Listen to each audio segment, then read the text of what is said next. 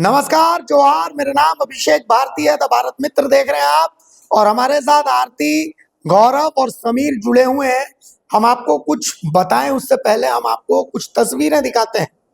तस्वीर नंबर 1, यह सिरम टोली सरना स्थल की तस्वीर है। आप देख सकते हैं इस सरना स्थल पर 2 गुट हो गए। एक गुट केंद्रीय सरना समिति की तरफ से था, दूसरा गुट जो है वो सिरम टोली सरना स्थल पर जो रैंप उतारा गया है उसके ठीक सामने उस रैंप का विरोध करने वाला गुट है। इस गुट की अगुवाई गीता श्री उरांव कर रही थी। अब आप दूसरी तस्वीर देखिए। देखिए पुलिस यहाँ पर दोनों पक्षों को शांत कर रही है। असल में एक झड़प की स्थिति हो गई है। दोनों पक्षों के जो लोग हैं वो भिड़ गए हैं आपस में। दोनों तरफ आदिवासी समाज के ही लोग हैं और पुलिस से भी झड़प हुई है। इन तस्वीरों में आप देख सकते हैं। अब तीसरी तस्वीर देखिए, ऑडियो ऑफ करके। ये केंद्रीय सरना समिति के अध्यक्ष हैं जो स्टेज पर हैं, और नीचे से दूसरा पक्ष आरोप लगा रहा है अजय तिर्की चोर है। इस ऑडियो को भी आप सुन लीजिए।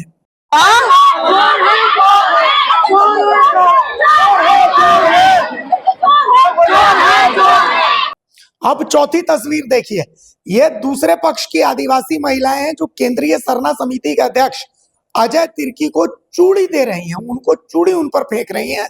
उनको कह रही हैं कि अब आप मर्द नहीं है, ये चूड़ी फेंक करके हम आपको यही जो है ये दिखाना चाहते हैं। ये 4 तस्वीरें आपने देख ली। अब वापस आ जाते हैं इधर। अब सवाल ये है कि ये हुआ क्यों। ये तो आप लोगों को पता होगा कि सिरम टोली सरना स्थल है। इस सरना स्थल के सामने चूंकि फ्लाईओवर का रैंप उतारा गया है, तो इसी रैंप को वहां उतारे जाने का विरोध हो रहा है। कहा जा रहा था कि सरहुल के दिन यहाँ बहुत भीड़ होगी, तो ऐसी स्थिति में ये रैंप जो है ये उस भीड़ को काबू करने में दिक्कत करेगा। मुख्यमंत्री हेमंत सोरेन की तरफ से आदेश दिया गया कि वहां पर थोड़ा समतल कर दिया जाए, जगह बढ़ा दी गई। लेकिन जो दूसरा पक्ष यानी गीता श्री उरांव, प्रेमशाही मुंडा और ये जो बाकी लोग हैं, इन लोगों का कहना है कि ये एक पूजा की जगह है। रैंप को यहाँ से बिल्कुल हटवा के एकदम गायब कर दीजिए, अगल बगल जहां करवाना करवा दीजिए। तो इसी को लेकर के विवाद है, और वो विवाद इतना बढ़ गया कि आज मुख्यमंत्री हेमंत सोरेन, कल्पना सोरेन भी सिरम टोली सरना स्थल पूजा करने पहुंचे। लेकिन विरोध इतना ज्यादा था कि सिर्फ माथा टेक करके पूजा किए बगैर, जो सूत्र बता रहे कि पूजा भी नहीं कर पाए और उनको निकल जाना पड़ा। पुलिस को भी बहुत मशक्कत करनी पड़ी। अब मेरे सहयोगी भी हमारे साथ हैं। इन तमाम तस्वीरों को आपको हम विंडो में दिखाते रहेंगे और इसके मायने समझने की भी कोशिश करते रहेंगे। आरती, हेमंत सोरेन नो डाउट आज देश के सबसे बड़े आदिवासी नेता हैं, लेकिन यहाँ पर हेमंत सोरेन का विरोध करने वाले भी आदिवासी हैं। तो क्या हेमंत सोरेन यहाँ पर फंसते नजर आ रहे हैं? नहीं, ये जो आज की तस्वीर है भारती, उसको हम सदन के उस बयान से शुरुआत से समझे तो ज्यादा बेहतर होगा, जब सदन में ये सवाल उठाया गया था कि सरहुल आने वाला है और सिरम टोली का विवाद अब भी सुलझाया नहीं जा सका है। बहुत हो हंगामा हो रहा था। सत्ता पक्ष के लोग भी खड़े हुए थे, डुमरी विधायक भी खड़े हुए थे, नेता प्रतिपक्ष ने भी इसे लेकर सवाल उठाया था, सीपी सिंह ने भी ये सवाल उठाया था। उसके बाद खुद मुख्यमंत्री खड़े हुए थे और ये कहा था कि देखिए सब ठीक हो जाएगा, शांतिपूर्ण माहौल में उत्साह के साथ सरहुल मनाया जाएगा। शुरुआत वहीं से होती है। इंतजार था कि सरहुल आते आते शायद इस मसले को सुलझा लिया जाएगा, और ये मांग ऐसी नहीं है कि आज है या 4 दिन पहले की है। ये मांग तब से चली आ रही है जब से इस रैंप को वहां तक लाया गया था। सरना जो कई समितियां हैं वो इसका विरोध करती आ रही थी और ये कह रही थी कि सरकार को जल्द से जल्द इस मसले को सुलझा लेना चाहिए, वो रैंप नहीं चाहते। और जाहिर तौर पर यह हवाला दिया जा रहा था कि आदिवासियों का ये सबसे बड़ा त्योहार है, हजारों की संख्या में यहाँ भीड़ पूरे शहर से यहाँ पर जुटती है, और सिर्फ रांची ही नहीं, बाहर से भी लोग बाकायदा यहाँ पर सिरम टोली में आते हैं, आदिवासी समुदाय के लोग पूजा पाठ के लिए। तो ऐसे में रैंप अगर हुआ तो ये इस भीड़ को मुश्किल होगी, तो ये रैंप यहाँ से हटाया जाए, ये मांग था। मुख्यमंत्री ने जब आश्वासन दिया तो लोगों को लगा कि चलो कुछ तो होगा, लेकिन कुछ हुआ नहीं। ये मान के चलिए कि अभी आदिवासी चेहरा देश में कोई भी सबसे बड़ा है तो हेमंत सोरेन का नाम अव्वल होता है, उनका नाम सबसे पहले आता है। लेकिन जो वायदे किए गए, उन वायदों का क्या हुआ? अगर वो वायदा पूरा नहीं किया गया तभी आज वो खुद पूजा करने पहुंचे वहां पर, तो उनका विरोध हुआ। विरोध ऐसा नहीं हुआ, उन्हें बैरंग लौटना पड़ा, पूजा भी नहीं कर पाए। हर साल की तस्वीर हम देखते हैं ना, बाकायदा जो पाहन होते हैं वो उन्हें विधि विधान से पूजा अर्चना करवाते हैं, लेकिन आज ऐसा कुछ हो नहीं पाया। आदिवासियों का चेहरा होना, आदिवासियों के हित में काम करना, इन दोनों बातों में बहुत कॉन्ट्राडिक्टरी है। आप आदिवासी चेहरा हो सकते हैं, आदिवासियों के हक की आवाज बुलंद करते हैं, लेकिन आदिवासियों के हक में कितना काम करते हैं, ये मायने रखता है। और अगर ये मायने रखता है तो फिर ये तस्वीर बताती है कि आपने उन वायदों को पूरा नहीं किया। आदिवासी हमेशा से ये मांग करते रहे हैं कि जल जंगल जमीन की लड़ाई पर ही तो ये झारखंड बना है। अगर उनकी जमीन पर उन्हें ही उनकी बातों पर अगर आपकी हामी नहीं मिलेगी, सिस्टम की हामी नहीं मिलेगी, उनकी व्यवस्था उनके मुताबिक नहीं होगी, तो फिर ऐसे विरोध होते रहेंगे भारती। अब आरती, लेकिन यहाँ पर सवाल ये है, हमने अजय तिर्की जो कि सरकार के सरकार साथ के खड़े साथ, हैं उनसे भी बातचीत की थी। हमारा पॉडकास्ट देख सकते हैं लोग। गीता श्री उरांव जो सरकार का विरोध में खड़ी है उनसे भी बातचीत की थी। इस बातचीत में एक बात तो समझ में आई थी कि विरोध हेमंत सोरेन का नहीं है, विरोध वहां पर जो रैंप उतर रहा है उसका है। उसका है, हाँ। अजय तिर्की से जब बात हुई तो अजय तिर्की ने ये सवाल उठाया था कि भाई जब रैंप बन रहा था तब आप कहाँ थे, सब लोग का। ये सवाल उनका था। गीता श्री उरांव से जब ये सवाल पूछा गया तो बोले कि ये तो डिजाइन आप लोग परिवर्तित कर दिए, शुरुआत में डिजाइन था ही नहीं। शुरुआत का जो डिजाइन हम लोगों ने देखा था वो रैंप वहां पर था ही नहीं, आई तो अचानक से रैंप आया। दूसरा पॉइंट अजय तिर्की ने कहा कि हमने तो समाधान किया कि सरहुल में आपको भीड़ की समस्या थी तो भीड़ के लिए हमने व्यवस्था कर दी कि वहां पर रैंप वैम्प सब हटा करके और वहां पर समतल कर दिया गया है। अब आप एक दिन में चाहेंगे कि पूरे रैंप को ध्वस्त कर दें तो वो तो संभव नहीं है। ये कम से कम 1 साल का प्रोसेस है कि नया डीपीआर तैयार होता है, नया डिजाइन तैयार होता है। अजय तिर्की का एक आरोप था कि बीजेपी के हाथों में खेल रहा है। हमने गीता श्री उरांव से भी ये सवाल पूछा था। गीता श्री उरांव ने कहा कि हम गजब स्थिति अगर इधर मतलब सवाल कर दो तो बीजेपी के हाथ में, कभी चर्च के हाथ में, कभी किसी के हाथ में, कभी किसी के हाथ में, हम अपने धर्म के लिए लड़ रहे हैं, जिसको जो सोचना है सोचे। समीर, अब सवाल ये है कि आज की जो घटना, चूंकि सरहुल की जो शोभा यात्रा है देश भर में 5वें स्थान पर आती है झारखंड की। जो देश भर में अलग अलग शोभा यात्राएं निकलती है उसमें सरहुल की जो शोभा यात्रा है झारखंड की वो देश भर में 5वें स्थान पर है। इसकी गूंज पूरे देश में सुनाई देती है। हेमंत सोरेन जेल गए, जेल से बाहर निकले, दाढ़ी बढ़ाई और कद्दावर हो गए। जो इंडियन एक्सप्रेस की जो लिस्ट है उसमें 93 वाले पोजीशन से 40वें पोजीशन पे पहुंच गए, मजबूत हुए। लेकिन इस घटना के बाद क्या हेमंत सोरेन मजबूत होंगे, कमजोर होंगे, कोई इम्पैक्ट नहीं पड़ने वाला है। देखिए, हेमंत सोरेन अभी के समय में झारखंड ही नहीं पूरे देश में एक आदिवासी चेहरे के रूप में देखे जाते हैं। जिस तरीके से अभी जब विधानसभा के आखिरी दिन जो उनका भाषण भी हुआ उसमें भी कई उनके ऐसे बयान सामने आए जो राष्ट्रीय राजनीति को इम्पैक्ट कर रहे थे। तो इससे ये बात तो जाहिर है कि हेमंत राष्ट्रीय राजनीति के लिहाज से भी अपने आप को तैयार कर रहे हैं, अपने आप को देख रहे हैं।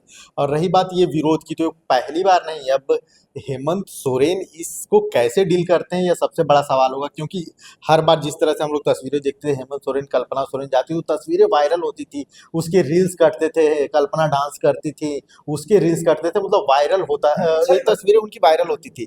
लेकिन इस बार हेमंत सोरेन की जो तस्वीरें आई वो खुद ही काफी परेशान नजर आ रहे थे, क्योंकि उनको भी ये उम्मीद नहीं थी कि झारखंड में खासकर सरहुल के मौके पे कभी हेमंत सोरेन, दिसोम गिरी शिवी सोरेन के बेटे को कभी विरोध झेलना पड़ सकता है। ये तो उनकी कल्पना में भी नहीं होगी, लेकिन उन्हें ये विरोध झेलना पड़ा है। अब लेकिन देखिए, हेमंत बहुत इन कुछ दिनों में जो उनके फैसले आए हैं वो बहुत लगता है सुलझे हुए नेता है, बड़े बहुत सोच समझ के फैसले लेते हैं। तो क्या अब इसका कोई तोड़ हेमंत सोरेन निकाल पाएंगे, या फिर अभी लग रहा है कि इस टाइम पे विरोध हो रहा है, अंत में जब विधानसभा चुनाव जाते जाते क्या इसको भी पॉजिटिव वो बदल देंगे? ये बड़ा है। ये देखिए, एक बात है, केंद्र में बीजेपी ने एक, जब लोकसभा चुनाव था पिछले बार भी इस बार भी, तो एक ऐड बनाया था कि मोदी नहीं तो कौन, मोदी नहीं तो कौन। और सामने में वो मतलब यूं समझ लीजिए कि उदाहरण दिए थे कि प्रधानमंत्री के कितने उम्मीदवार हैं। उसमें एक राहुल गांधी का मिमिक्री करता हुआ, एक अरविंद केजरीवाल का मिमिक्री करता हुआ, एक ममता दीदी का मिमिक्री करता हुआ, एक स्टालिन का मिमिक्री करता हुआ, एक लालू यादव का मिमिक्री करता हुआ, एक तेजस्वी यादव का मिमिक्री करता हुआ, एक नीतीश कुमार का मिमिक्री करता हुआ। इस तरीके के लोग थे कि आपके पास मोदी ही ऑप्शन है। तो क्या इसी तरीके से हेमंत सोरेन ये बात जानते हैं कि देश के आदिवासी, तो हर बात की बात है, पहले झारखंड के आदिवासियों के पास हेमंत नहीं तो कौन, ये मजबूरी है। गौरव, जो आपने बात कही अभी, चलिए राष्ट्र स्तर की राजनीति तो बहुत अलग बात ले रही है अभिषेक, लेकिन राज्य स्तर की अगर बात करें तो राज्य स्तर में जेएमएम जब सत्ता में आई है तो ये बता के आई है खुद को आदिवासियों का हितैषी।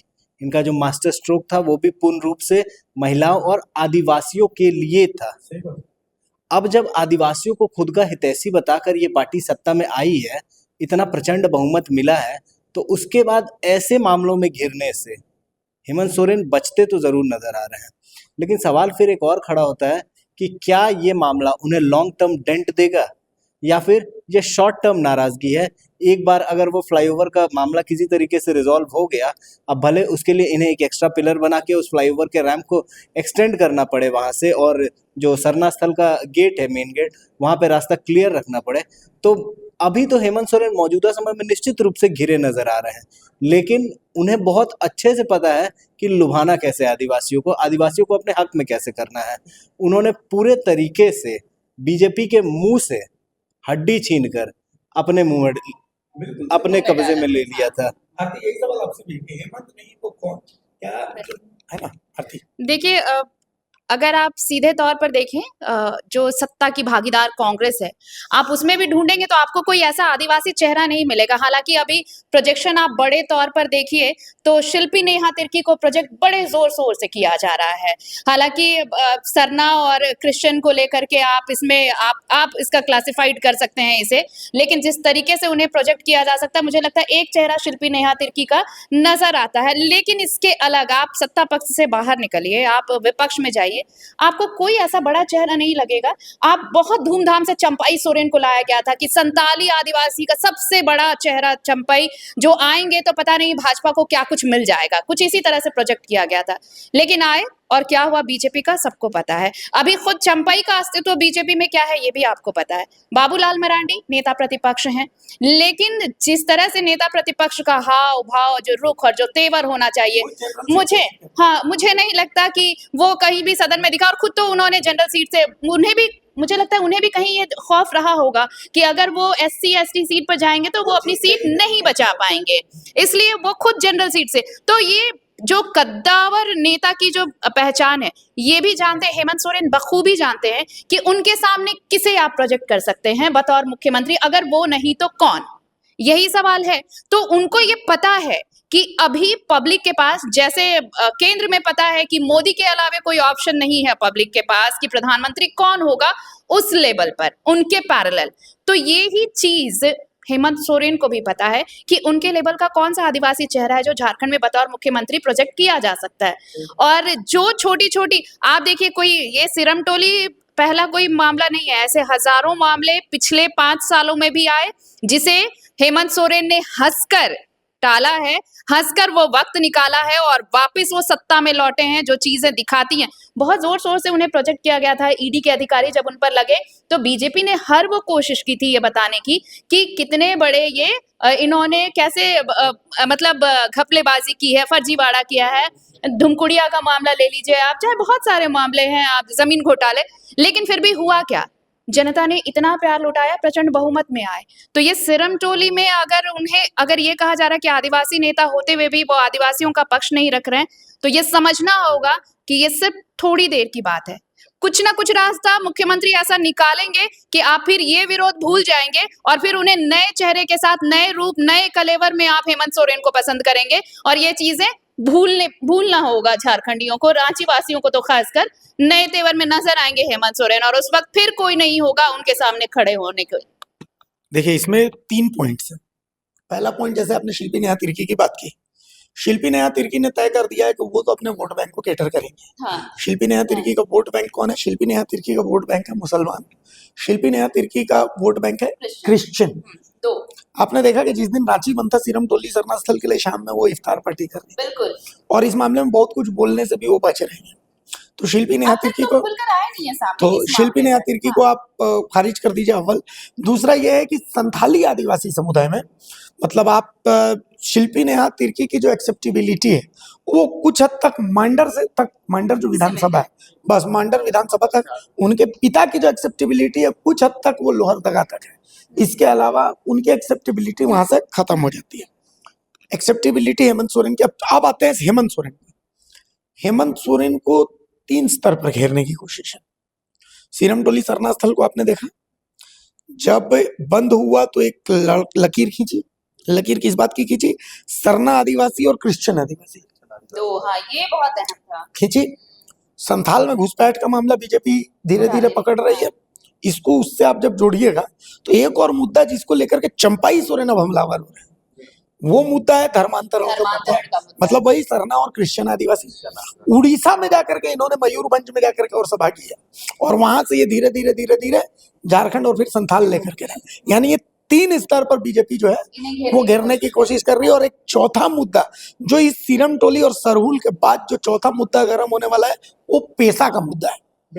पेशा के मुद्दे पर भी, चूंकि ये उनके घोषणा पत्र में शामिल था, पेशा के मुद्दे में भी ये तय कि पेशा का जो स्वरूप मांगा जा रहा है उस स्वरूप में कोई भी स्वरूप अगर बनाएगी सरकार, कितना भी स्वरूप बनाएगी, हेमंत सोरेन गिरेंगे। वो अलग बात है कि आगे जो भी सरकारें आएंगी वो भी गिरेंगी पेशा पर।